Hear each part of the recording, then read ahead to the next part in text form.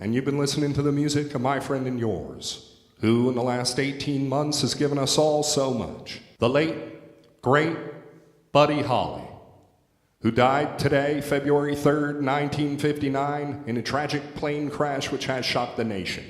Also killed in the crash were the pilot, Mr. Roger Peterson, and two of Buddy's friends, Mr. J.P. Richardson, the Big Bopper, and Mr. Richie Valens. And the rest will just be rock and roll.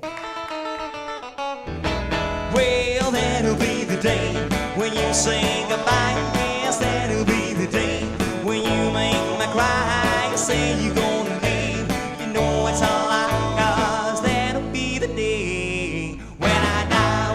Will you give me all your loving and your tiny loving, all your hugs and kisses? Buddy Holly story starts out with pre-famous Buddy Holly in 1956. From his country roots in Texas to his failed tryout with the big record company at the time. Then after he becomes famous and like his journey through it, it was a short journey, but you know, it's...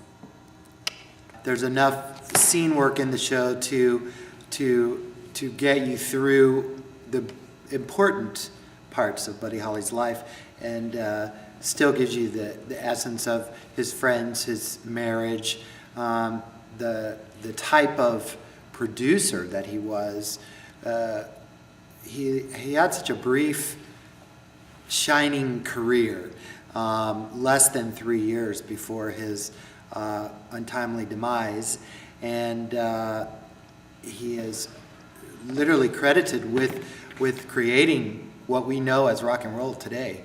So I think we're trying to give the audience just as much information in a 90-minute slam bam extravaganza that we can.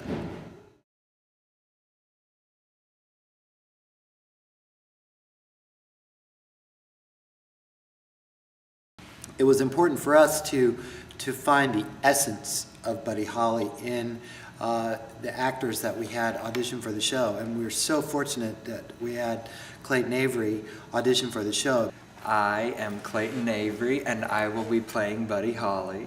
To prepare for the show, I had to take guitar lessons because I had never played guitar before in my life, and I went to Pellegrino School of Music and took lessons for 4 weeks, and I'm actually not playing in most of the show. I'm faking most of the show.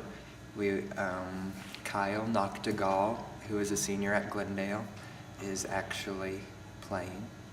He has acclimated himself to the guitar extremely well, and we felt that for him to be able to give the strongest performance, it was necessary to have someone shadow him with a guitar. He plays probably 45–50% of the show himself, and he has learned it in the last 6 weeks very admirably. So we have another terrific guitarist who comes in and just kind of fills in the gaps a little bit.